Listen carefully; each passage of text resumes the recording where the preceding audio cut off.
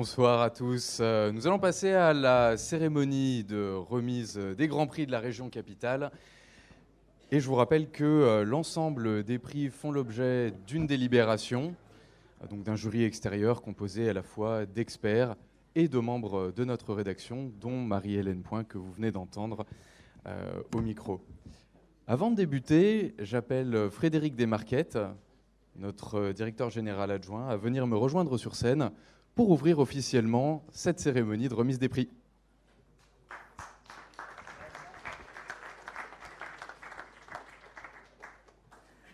Bonsoir.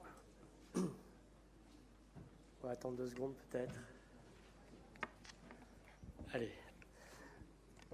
Chers amis, bonsoir.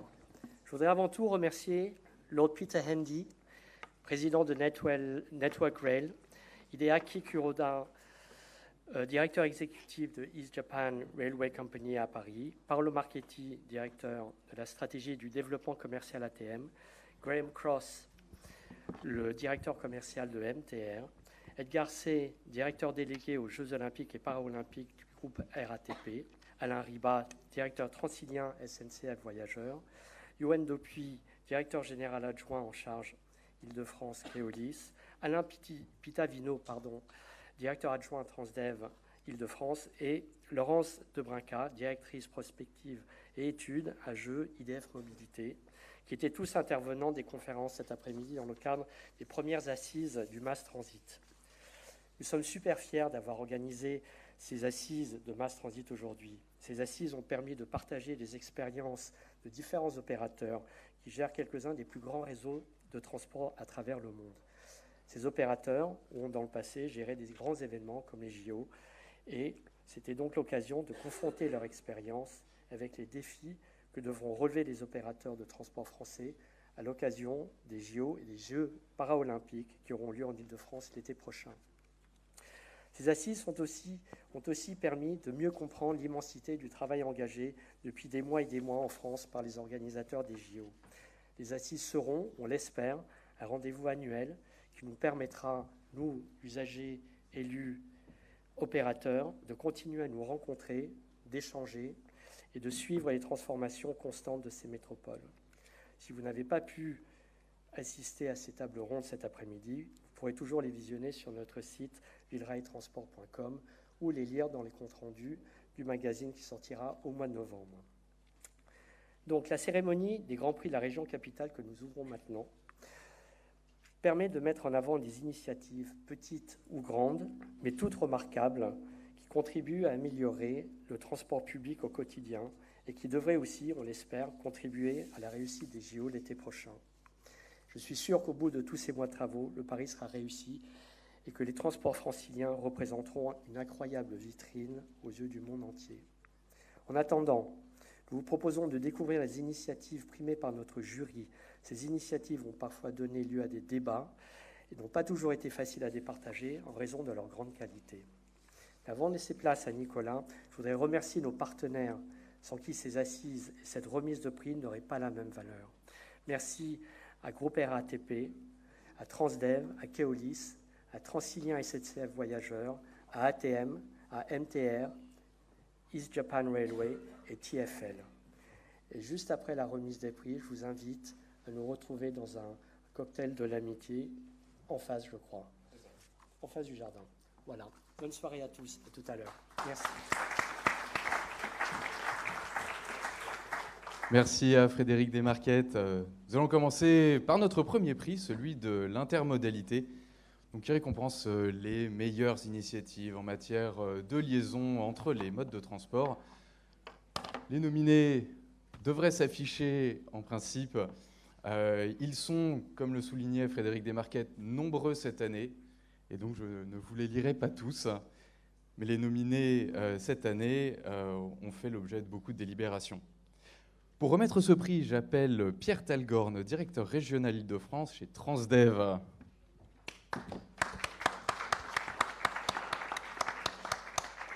Alors je vous propose ou bien de vous mettre ici et de prendre un micro, ou bien de vous mettre au pupitre, comme vous le souhaitez. Pour ce premier prix, le lauréat est le syndicat Autolib Vélib Métropole pour les stations vélo géantes autour du Stade de France.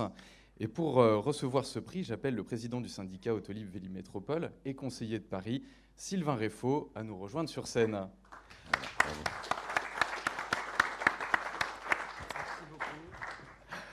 Avant de vous donner la parole, je voudrais écouter Pierre Telgorn. Comment Transdev favorise-t-il l'intégration de ce genre d'action, donc des modes doux, au sein de ces réseaux de transport?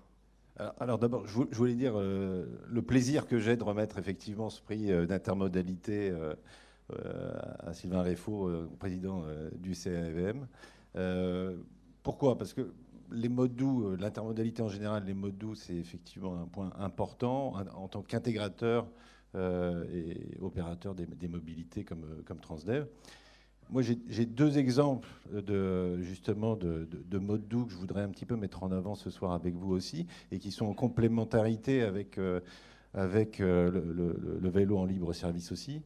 D'abord, le premier sujet, c'est l'accompagnement qu'on peut faire d'Île-de-France Mobilité sur l'ensemble de nos réseaux en Île-de-France, notamment sur la mise en place de parking vélo. Aujourd'hui, sur l'ensemble de nos périmètres, c'est 3500 places vélos qui sont en cours de déploiement. Très concrètement, sur les réseaux de Melun, Sénart, d'ici la fin d'année, on aura 600 places de déployées. Donc c'est du concret. On aura aussi sur ces 600 places à peu près un tiers en fait de places sous abribus de vélos, deux tiers consignes accessibles avec abonnement. Donc c'est quelque chose, une marche voilà, qui est vraiment lancée. Et c'est aussi un plaisir pour nos équipes de participer à ce déploiement. Deuxième exemple aussi qui me semble vraiment important, c'est le déploiement du vélo, de la location longue durée aussi de vélo à travers l'offre Véligo. Là aussi sur un concept imaginé et déployé par Île-de-France Mobilité. Donc Transdev a la chance de faire partie d'un groupement avec La Poste, le groupement Fluo, La Poste, Vélogique, Cyclé, et qui accompagne justement Île-de-France Mobilité dans le déploiement de ce service, là aussi en toute complémentarité avec Vélib. On est sur un autre créneau, donc de la location longue durée, et c'est un service et c'est une offre qui rencontre beaucoup de succès. Aujourd'hui, c'est 20 000 VAE, comme on l'a dit, vélos à assistance électrique classiques qui sont déployés, complété par une offre VAE cargo. Je pense que vous avez probablement tous vu des cargos. Et c'est une offre effectivement qui aujourd'hui, encore une fois, rencontre un vif succès, près de 90% de taux de satisfaction et 65% de taux de conversion. C'est-à-dire que les personnes qui ont testé ce service continuent à le tester. Donc voilà, deux exemples qui me font dire, et encore une fois en toute complémentarité avec ce que propose Vélib et cette belle offre, en plus, qui viennent s'ajouter aussi à tout ce qu'on peut faire en France et à l'étranger sur le déploiement des modes doux. Voilà. Merci Pierre Telgorn. Sylvain Réfaud, on va rester sur le thème des manifestations sportives. Vous avez mis en place 2 stations géantes aux abords du Stade de France pour la Coupe du Monde de rugby. Quelle était la jeunesse de ce service et comment est-ce que vous comptez inscrire celui-ci dans l'organisation des JO l'année prochaine? Merci beaucoup. Alors déjà, merci beaucoup pour ce prix. Merci pour le remettant et pour les organisateurs de cette manifestation. Je pense que c'est important, effectivement, de se retrouver sur des projets comme celui-là. Moi, j'ai été élu à la présidence du SAVM en octobre 2020. Et à partir de ce moment-là, on m'a dit, est-ce que Vélib sera prêt pour les JO? Eh bien, oui, Vélib sera prêt pour les Jeux Olympiques. Avec ces stations géantes, avec l'acquisition de vélos supplémentaires. Ce projet, en fait, il était prévu en genèse depuis un petit moment, mais on lui a donné un coup d'accélérateur et on a testé le dispositif sur Solidays 2 années de suite. Au dernier Solidays, on a eu 10 000 locations de vélos sur la station géante de 1600 places à côté dans le bois de Boulogne.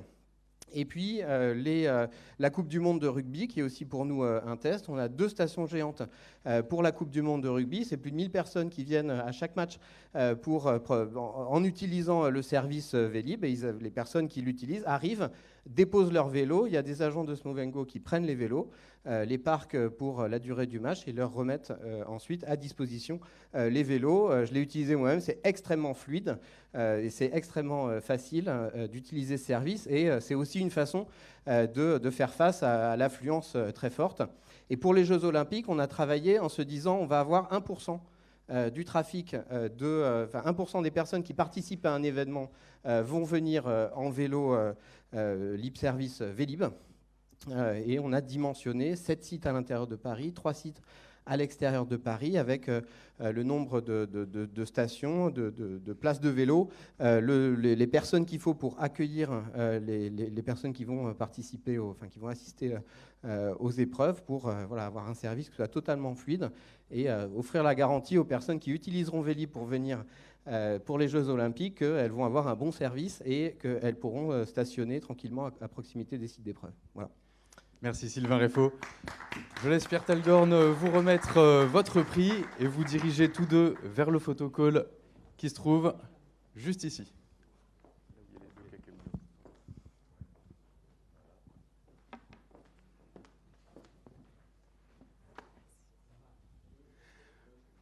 Pendant la petite photo de famille, nous passons au 2e prix de cette cérémonie, le prix gestion de projet, qui couronne une réalisation qui a demandé à ses promoteurs à la fois agilité, concertation, innovation pour la mener à bien. Les nominés devraient s'afficher sur l'écran. Et pour cette année, chose particulière, il n'y aura pas un lauréat, mais 2 ex-aequo. 2 ex-aequo, puisque les délibérations, comme a été souligné, ont été rudes. Et cette année, les lauréats sont Keolis et Transdev, tous deux pour des projets liés au recrutement, pour Keolis le sport comme levier, et à Transdev les tournées pour l'emploi. Pour recevoir ces prix, j'appelle Jérôme Dupont et Julie Laménière de Keolis et Céline Fischer de Transdev à nous rejoindre sur scène. Bonsoir.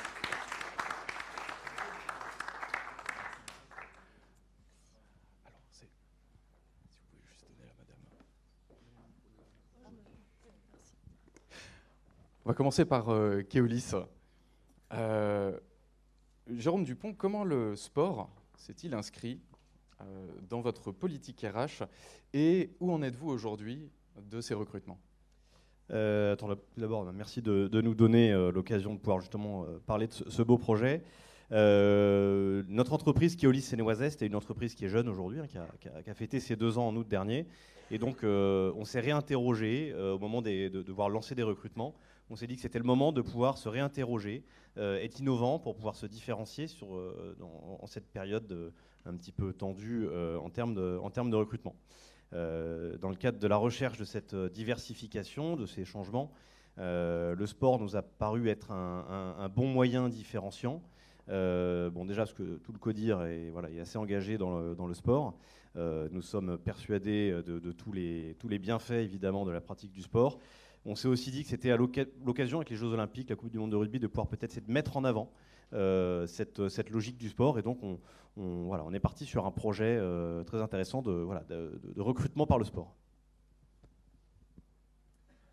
Et donc, pour aller sur l'axe du sportif, on a recherché différents acteurs et on a sélectionné donc l'APELS, qui est une association qui fait de l'insertion par l'emploi, mais via le sport.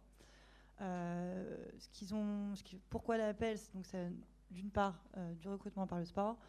Le sport, c'est aussi, on partage des valeurs avec le sport, comme la volonté, le dépassement de soi, ou la persévérance. C'est des qualités qu'on recherche aujourd'hui chez nos collaborateurs. Donc c'est vraiment quelque chose d'important qu'on a souhaité mettre en avant. L'APELS propose également un programme d'accompagnement avant même que les futurs conducteurs puissent aller en formation. Il y a tout un travail sur le savoir-être qui passe par différents ateliers comme une semaine d'immersion totale ou complètement centrée sur le sport, tout en ayant des ateliers portés sur des actions en lien avec le transport. Et la particularité aussi, c'est qu'en plus de ça, il y a un coach qui suit les stagiaires tout au long de leur formation, aussi bien pendant la période APELS que la période en centre de formation, donc Aftral ou autre centre de formation, que lorsqu'ils sont en entreprise jusqu'à la signature de leur CDI.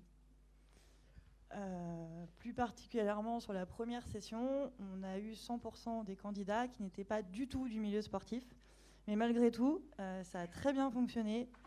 Ça a d'ailleurs même réveillé des talents de sportifs pour certains.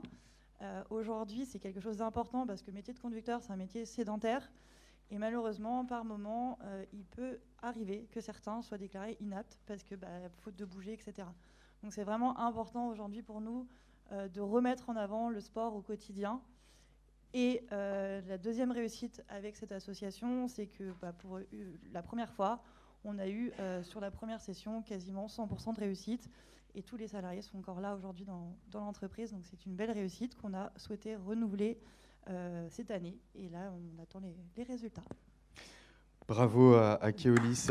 Une petite, juste pour dire où on en est aujourd'hui. Donc on continue avec le sport, en continuant aujourd'hui à mettre en avant certains défis sportifs, des inscriptions à différentes courses. On soutient également une sportive de haut niveau qui s'appelle Rima Ayadi. Voilà, donc Keolis Seine-et-Oise Est soutient cette sportive, on l'accompagne et en échange aussi elle intervient au sein de la société pour pouvoir faire des démonstrations et parler des bénéfices du sport auprès de l'ensemble des salariés. Voilà, donc on est vraiment engagé dans cette démarche sportive et on continue vu les résultats positifs que ça a eu pour nous. Et c'est ce qu'on vous souhaite. Transdev maintenant, Céline Fischer, est-ce que vous pouvez nous décrire votre campagne également, donc des tournées pour l'emploi, et nous en communiquer les résultats que vous avez actuellement? Oui, alors pour commencer, quelques éléments de contexte. La campagne en tant que telle a été lancée pour répondre à un besoin récurrent de conducteurs, bien évidemment, et de collaborateurs travaillant dans nos exploitations, en collaboration étroite avec l'ensemble des acteurs du recrutement sur la région Île-de-France.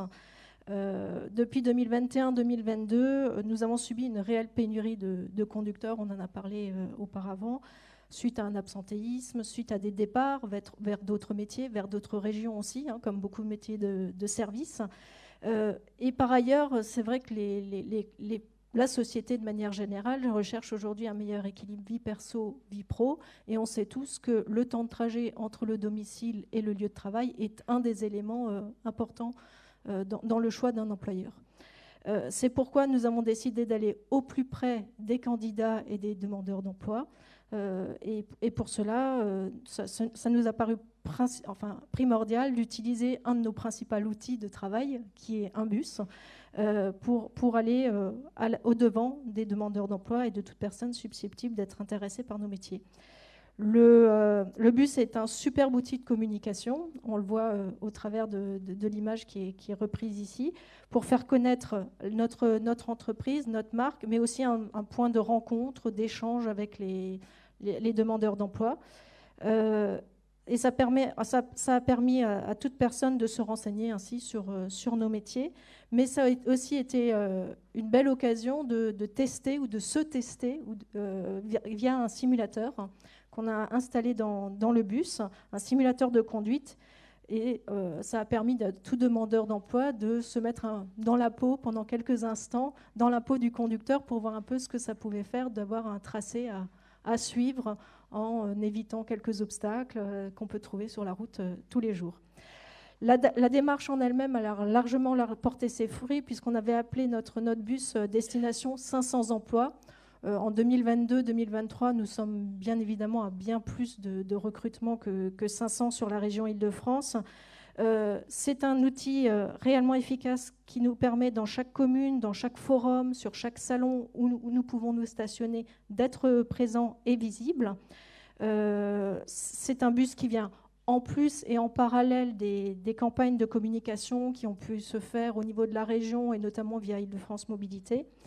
Et bien évidemment, c'est un bus on ne s'arrête pas là. On a d'ailleurs 3 bus aujourd'hui sur l'ensemble de l'Île-de-France et on va continuer à sillonner la région et les différents territoires sur lesquels nous sommes acteurs pour continuer à recruter, parce que tout ne s'arrête pas aujourd'hui, et nous allons continuer à développer ce type d'action un peu innovante pour attirer des conducteurs, puisque nous recherchons encore des conducteurs. Et c'est également ce qu'on vous souhaite. Je vous laisse récupérer vos prix.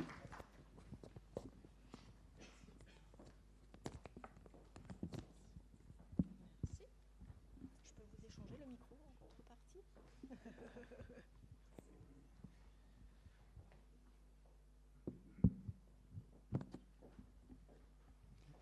Et vous dirigez vers le photocall, qui sont les deux kakémonos. Bravo à Keolis et Transdev. Nous enchaînons avec un prix qui parlera à tout le monde, le prix de l'innovation, donc qui distingue les nouvelles idées, les nouvelles réalisations et qui s'intéresse à tous les secteurs des transports. Pour ce prix, nous avons également 4 nominés qui s'affichent ici. Et le lauréat pour celui-ci est Transilien SNCF Voyageurs pour son information en temps réel afin de gérer l'affluence. Pour recevoir ce prix, j'appelle à me rejoindre Swazig Guasgen, chef de projet affluence, et Alain Riba, directeur tous deux chez Transilien SNCF Voyageurs.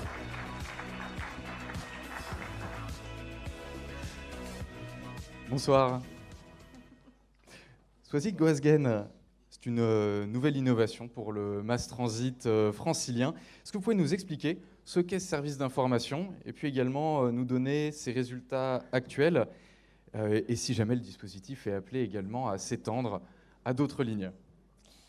D'abord, merci beaucoup. On est très fiers. Et on a beaucoup parlé de gestion de flux, je crois, dans les conférences précédentes. En l'occurrence, on y est, puisque ce service consiste à afficher du coup la répartition de la charge à bord avant que le train n'arrive dans la gare. Donc on a l'information sur les écrans qui sont à quai. Ça aide le client du coup à identifier les zones du train ou les voitures qui seront moins chargées et à se positionner en conséquence.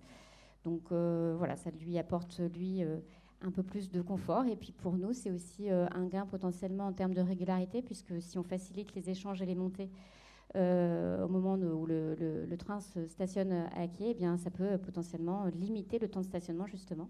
Et puis, on se doute aussi que ça peut aider aussi à la sécurité sur les quais. Voilà, donc en termes de résultats, en tout cas, on a fait une enquête client qui, sur à peu près 900 répondants, nous dit que 93% d'entre eux considèrent le service utile, ce qui est donc vraiment très bien. Et au-delà de ça, 42% nous disent qu'ils ont modifié leur emplacement à partir de cette information. Donc à l'échelle du mass transit, c'est assez conséquent, puisque sur notre réseau transilien, en tout cas, c'est 3 millions de voyages par jour. Voilà, donc on est très contents. Et puis ça s'est rendu possible grâce à des petites cellules compteuses qui sont situées au-dessus des portes des trains, qui comptent les montants et les descendants à chaque arrêt. Et donc on transforme ces comptages en niveau d'affluence en temps réel. C'est valable pour à peu près 50% de notre parc qui circule sur les lignes L, J, H, K, R, N, une grande partie de la P et puis quelques gares de la E. Et donc on a voulu aller plus loin pour notamment les JO, bien sûr, pour être au rendez-vous des JO. Et on a trouvé une solution qui nous permet aussi d'estimer l'affluence à bord, malgré que le matériel n'ait pas ces petites cellules compteuses au-dessus des portes. Et donc cette solution sera déployée dans les principales gares qui seront sujettes à être fortement sollicitées pendant les JO. Voilà. Bravo à Transilien.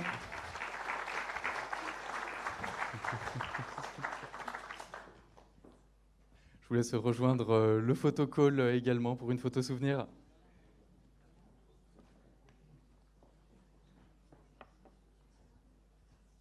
Et nous passons au prix suivant, qui est celui de la modernisation, donc qui récompense les initiatives de modernisation des gares ou des réseaux de transport existants, qu'ils soient ferroviaires ou routiers. Pour ce prix, nous avons à nouveau 4 nominés. Et pour remettre ce prix, j'appelle Yoann Dupuis, directeur général adjoint en charge de l'Île-de-France du groupe Keolis, à nous rejoindre à nouveau sur scène.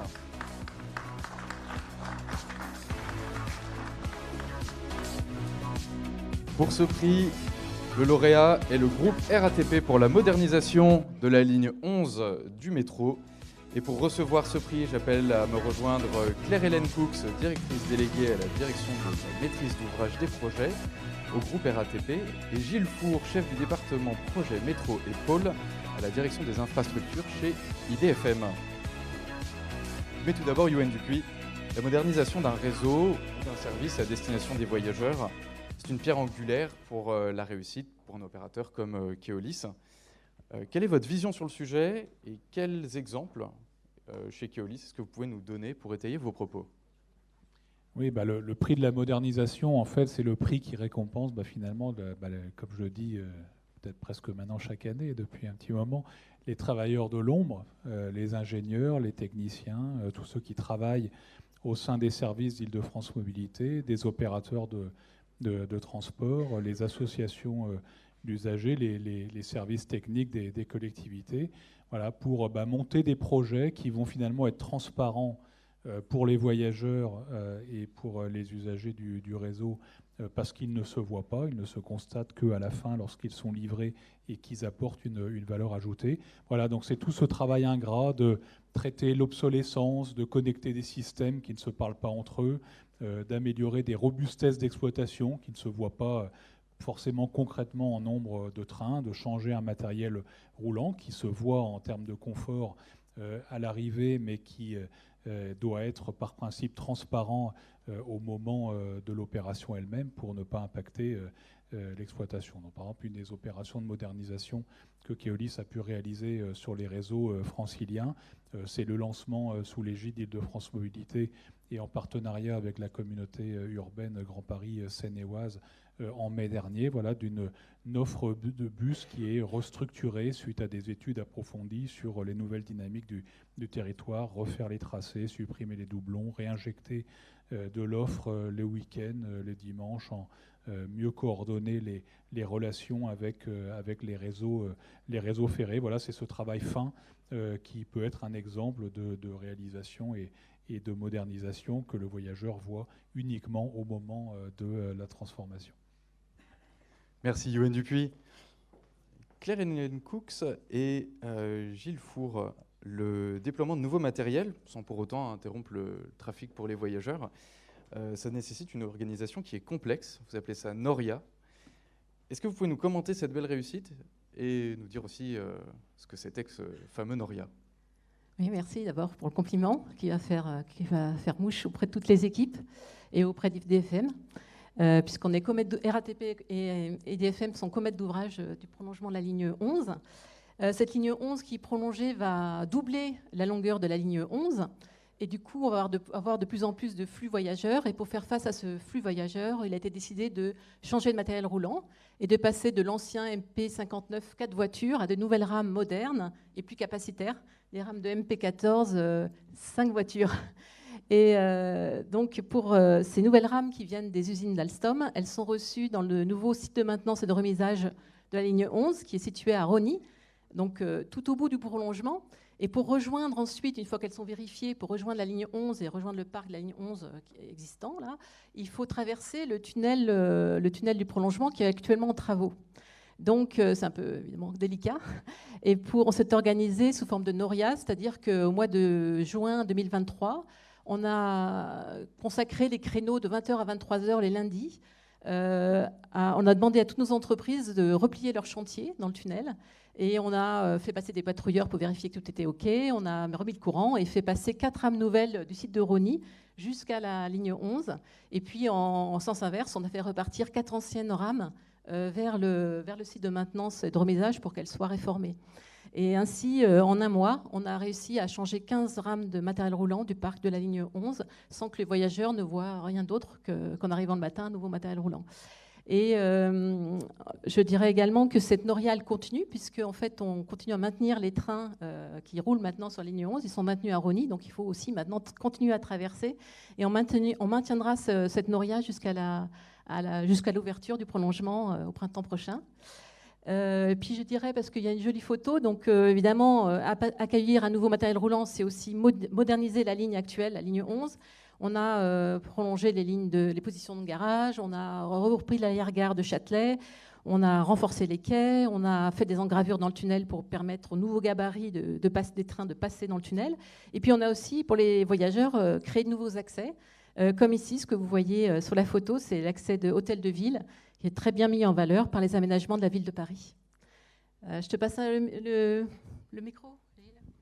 Oui, pour compléter le propos de Claire-Hélène, bon, il y a 10 ans, on savait que le MP59 serait en fin de vie en ce moment. Donc il aurait 60 ans, plus de 60 ans, ce matériel roulant, et qu'il fallait le renouveler. Et compte tenu de la configuration de la ligne 11 et de son arrière-gare, c'était tout à fait impossible de changer le matériel roulant avec la configuration de la ligne existante. Donc le prolongement était indispensable à la mise en place de cette Noria. Voilà, donc en fait, on a anticipé en 2012 ce qui s'est passé cet été, et on peut dire que dans 60 ans, le prochain matériel roulant qui succédera au MP14, il pourra être renouvelé sans problème, puisque les installations le permettent. Sans être trop long, on a travaillé en très bonne intelligence avec la RATP pendant 10 ans. On a franchi toutes les étapes. Les projets de prolongement de métro, c'est des projets de longue haleine où il faut franchir toutes les étapes, l'enquête publique, etc. Et donc la collaboration était absolument exemplaire. Et puis un dernier mot, parce que je sais qu'il ne faut pas être trop long. Je voudrais juste remercier 4 personnes qui ont joué un rôle clé dans ce projet. D'une part, Daniel Guiraud, l'ancien maire des Lilas, qui a vraiment fédéré le territoire, tous les élus, pour pousser ce projet, avec beaucoup de succès.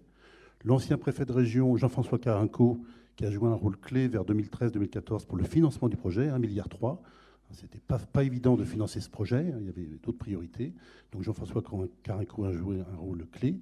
Et enfin, les 2 directeurs de projets successifs de la RATP, donc Benjamin Claustre, qui a pris sa retraite cette semaine, et son successeur, Pierre Florent, qui est en congé, donc qui n'a pas pu recevoir le prix aujourd'hui.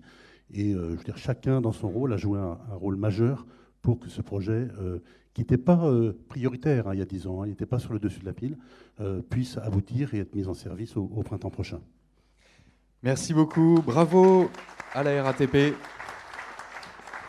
vous laisse vous diriger vers le photocall. Merci. Et nous passons au prix suivant qui est celui de la logistique urbaine, donc un prix qui récompense les meilleures initiatives et réalisations en matière de transport de marchandises en ville.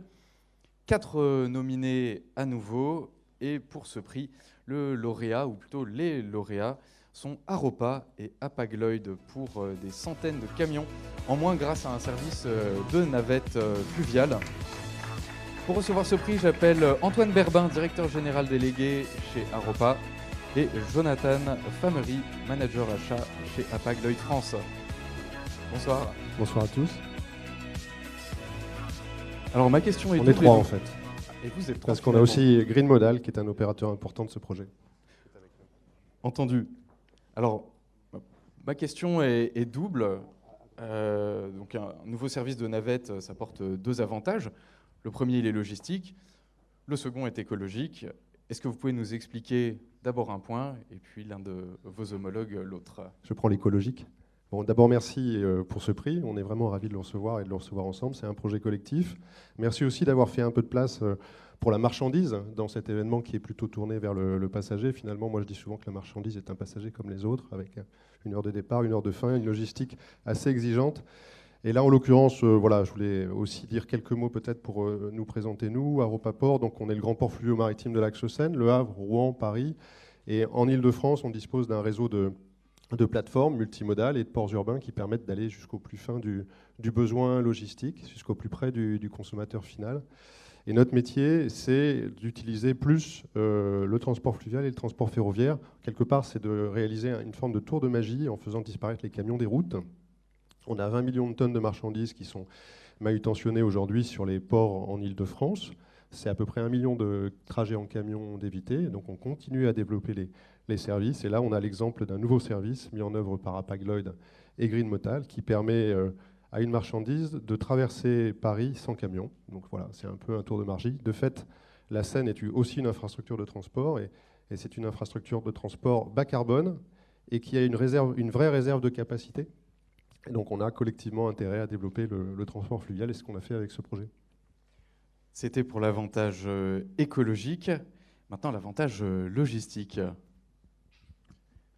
Alors, ce produit est un peu la vitrine de la démarche d'Hapag-Lloyd depuis 2 ans, un peu la prolongation de la transition propulsion qui est très médiatisée sur la partie maritime, sur les porte-conteneurs qui arrivent au gaz naturel, les 24 000 TEU, qu'Hapag-Lloyd exploite en tant que client de Haropa sur le port du Havre. On est Hapag-Lloyd utilisateur depuis des années du port de Gennevilliers, mais depuis 2 ans, on a une approche très, très agressive sur le report modal. On a converti 30% entre 2021 et 2023 de volumes supplémentaires transportés sur les barges et les trains en France. Et on est à la recherche de nouvelles solutions pour retirer le maximum de camions. Et ce produit, c'est ce qu'on appelle la barge Bonneuil en interne chez nous, et fait partie de 3 projets qui ont été déployés en 2022 pour retirer le maximum de camions, notamment du périphérique parisien. On retire environ 60% de la distance parcourue par les camions sur les prépostes acheminement. Et c'est une action un produit qui a maintenant 1 an, qui va arriver à maturation durant ce dernier trimestre et qui va perdurer encore et qui peut encore absorber beaucoup plus de volume qu'aujourd'hui. Merci beaucoup. Je vous laisse rejoindre le photocall.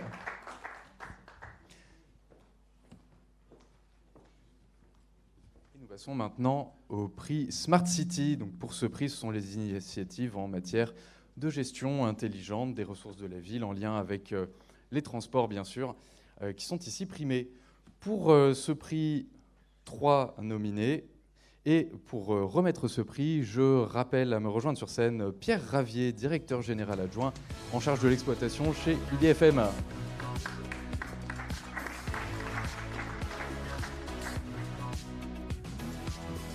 Et le lauréat pour ce prix est à nouveau Transilien SNCF Voyageurs pour son plan interactif des gares et de leurs alentours. Pour recevoir ce prix, j'appelle Marie Pavlak, chef de projet cheminement piéton à la direction de l'information, et Alain Ribat, directeur, tous deux chez Transilien SNCF Voyageurs. Bonsoir.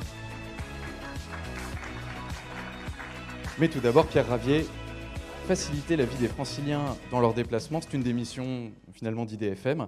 Est-ce que vous pouvez nous livrer votre vision du service client, et notamment en termes d'information voyageurs? D'abord, je veux dire que je suis très content de remettre un prix. Chez Île-de-France Mobilité, on aime bien remettre des prix. Ça s'appelle les appels d'offres. Bon, c'est pour détendre l'atmosphère, donc voilà.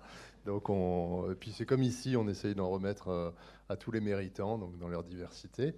Ceci étant dit, je suis aussi très heureux d'accueillir finalement Alain Ribat dans ses nouvelles fonctions par ce prix sur un sujet qui nous est cher. Donc on a effectivement au sein d'Île-de-France Mobilité le souci de faciliter la vie des voyageurs. Ça passe par beaucoup de soins. Alors c'est ce qu'on demande à nos opérateurs. D'abord le soin entre guillemets de produire au quotidien de la qualité.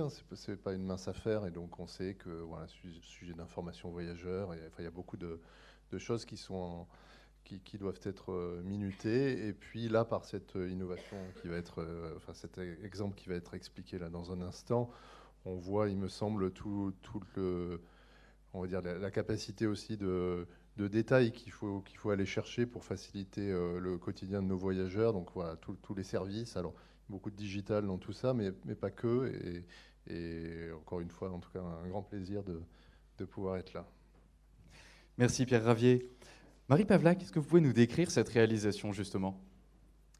Alors, la cartographie digitale de Transilien et le guidage piéton indoor, ça permet de se repérer à l'intérieur de la gare. Puisque peut-être que vous l'avez remarqué, les cartographies du marché ne permettent pas de voir à l'intérieur des bâtiments. Vous voyez le toit des bâtiments.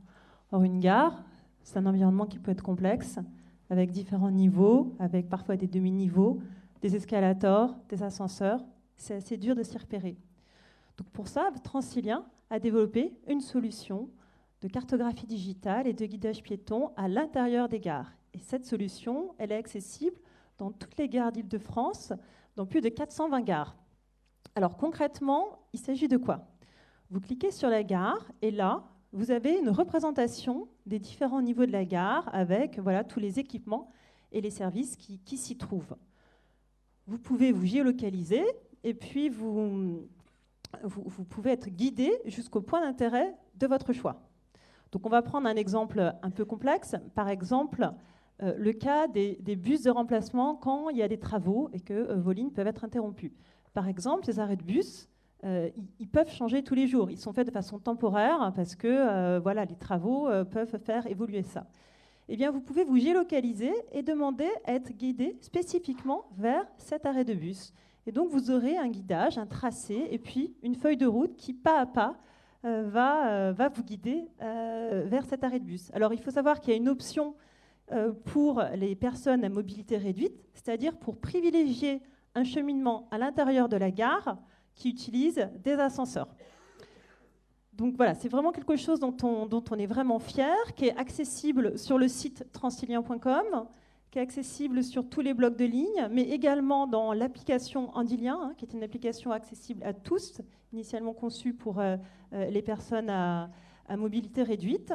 Et puis c'est un produit qui continue d'évoluer. Par exemple, il sera accessible en anglais et en espagnol, notamment dans la perspective des Jeux Olympiques. Et puis très prochainement, on va aussi prendre en compte l'état de fonctionnement des élévatiques dans les propositions de cheminement. Voilà, donc en termes de caractère innovant, ça a été un vrai challenge, et notamment au niveau de la collecte et de la numérisation des données cartographiques, qui c'est vraiment le cœur du produit, ces données cartographiques. On a développé une méthodologie et un matériel qui sont spécifiques et uniques au monde. Voilà, donc c'est une grande fierté, et merci encore pour ce prix. Et bravo à Transilien. Pierre Ravier, je vous laisse remettre le prix et vous diriger tout droit vers le photocall. Nous passons maintenant au prix de l'aménagement urbain qui distingue les meilleures initiatives autour de deux notions qui sont indissociables, les transports et l'urbanisme. 3 nominés pour ce prix et le lauréat est la mairie de Paris pour sa politique de stationnement moto. Pour recevoir ce prix, j'appelle à me rejoindre David Béliard, adjoint à la mairie de Paris, en charge de la transformation de l'espace public, des transports et des mobilités. Bonsoir. J'appelle également François Woods, directeur de la voirie, Francis Paco, chef du service déplacement, et Dany Talloc, responsable du stationnement, à nous rejoindre sur scène. Bonsoir messieurs. David Béliard, la réforme a été mise en exécution il y a un peu plus d'1 an. Quel bilan est-ce que vous en tirez aujourd'hui ? D'abord, merci beaucoup pour ce prix. Alors si on m'avait dit un jour que je recevrais, au nom de la ville de Paris, mais quand même, que je recevrais un prix pour avoir taxé un petit peu plus, finalement, on l'aurait fait de manière plus massive. Oui, mais quand même, c'est assez exceptionnel pour être noté. Et donc, je vous remercie doublement du coup pour ce prix. Je pense que ça ne m'arrivera plus jamais dans ma carrière politique. Alors, quel bilan on tire ? On en tire un bilan très positif.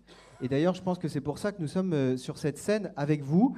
Ce bilan, c'est qu'avec une mesure qui est une mesure extrêmement simple, une mesure attendue qui a fait débat pendant des années, presque 10 ans de débat à Paris, on a mis fin à l'exemption d'une situation qui était une situation finalement devenue anormale, la gratuité du stationnement pour des 2 roues motorisées thermiques, je vais y revenir, dans un moment où nous avons besoin de récupérer de l'espace public. Cet espace public, pour faire quoi ? Pour adapter la ville à l'accélération des dérèglements climatiques et pour développer des mobilités douces et actives, pour végétaliser la ville. Et cette mesure, elle rentre dans cette philosophie-là. Elle rentre dans cette philosophie-là, et d'ailleurs, au bout d'1 an, qu'est-ce qu'on observe ? D'abord, on observe qu'elle a changé les comportements et qu'il y a une accélération de l'électrification du parc. Alors, c'est pas rien, c'est qu'aujourd'hui, à Paris, on estime qu'il se vend plus de 2 roues électriques que de 2 roues thermiques. Pourquoi ? Parce que nous avons préservé la gratuité du stationnement pour les usagers de motos et scooters électriques.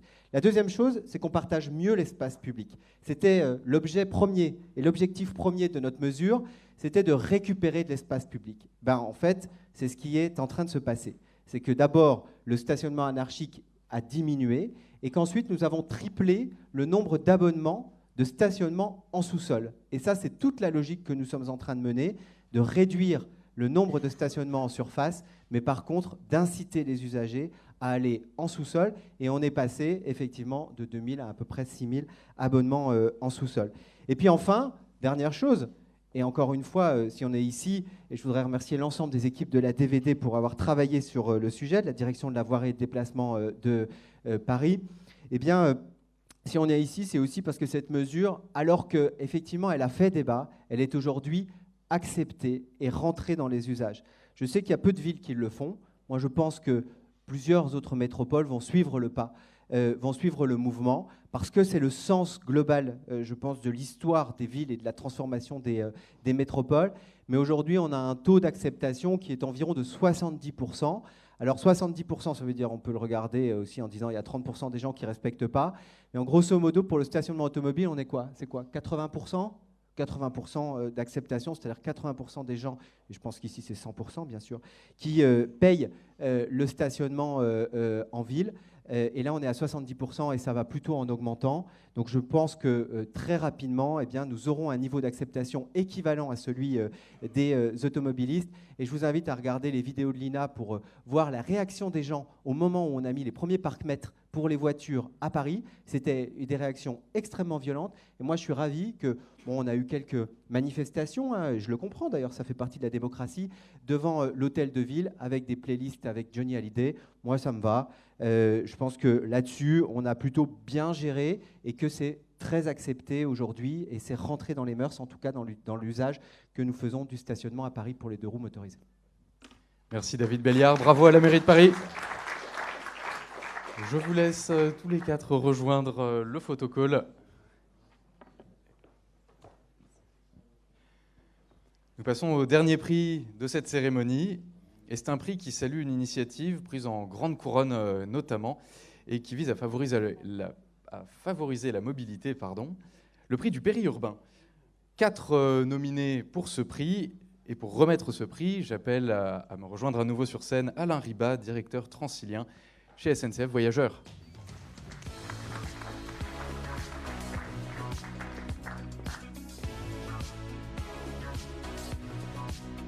Pour ce prix, le lauréat est Saint-Quentin en Yvelines pour son utilisation de la trottinette comme une opportunité de développement.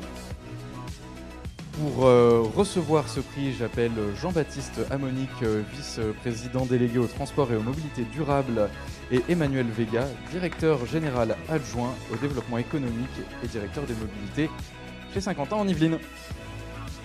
Mais tout d'abord, Alain Ribat, comment Transilien œuvre-t-il pour favoriser ce genre d'initiative, ce lien finalement avec les modes doux et les modes ferrés?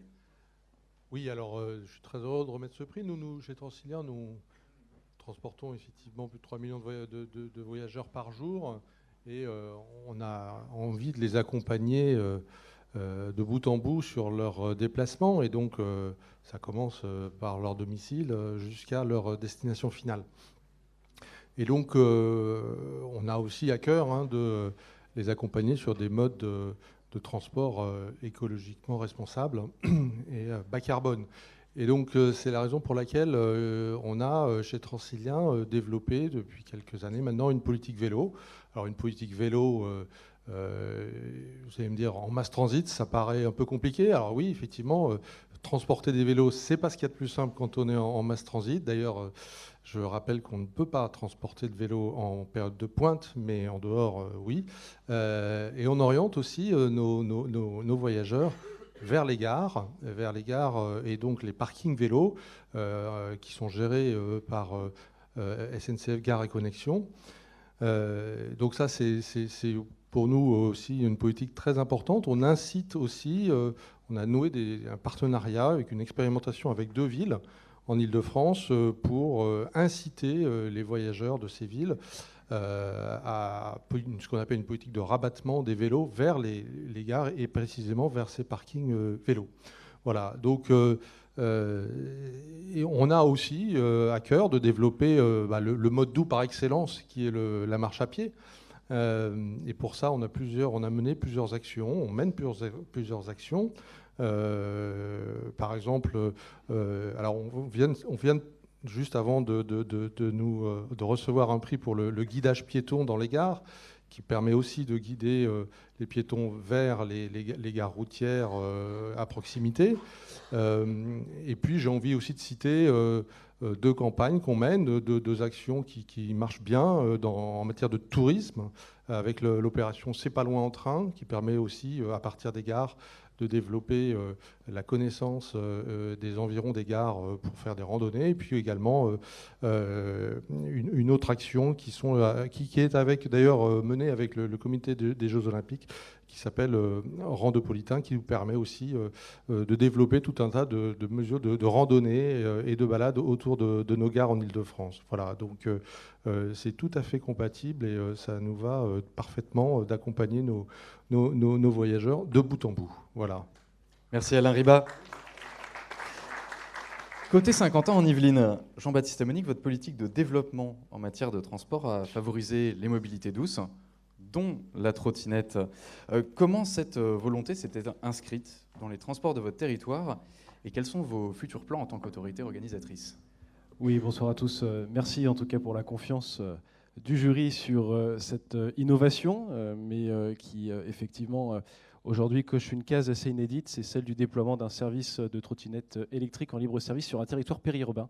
Ça n'avait jamais été fait jusqu'à présent. Et donc aujourd'hui, après 2 ans de lancement, on a commencé par une expérimentation. On a plus d'1,7 million de déplacements. C'est à peu près 2000 trajets à la journée. Et donc c'est un service qui a trouvé sa place dans ce que nous, on aime appeler le bouquet de mobilité de l'agglomération de Saint-Quentin-en-Yvelines. C'est un mode de déplacement qui nous permet de réaliser ces fameux premiers et derniers kilomètres, notamment sur un trajet domicile-travail à destination d'une gare ferroviaire ou d'une gare routière. Et donc, en tout cas, un mode de déplacement qui maintenant est totalement intégré et accepté de la part de nos habitants, de la part des étudiants, évidemment aussi des entreprises, et qui intègre parfaitement notre plan local de déplacement.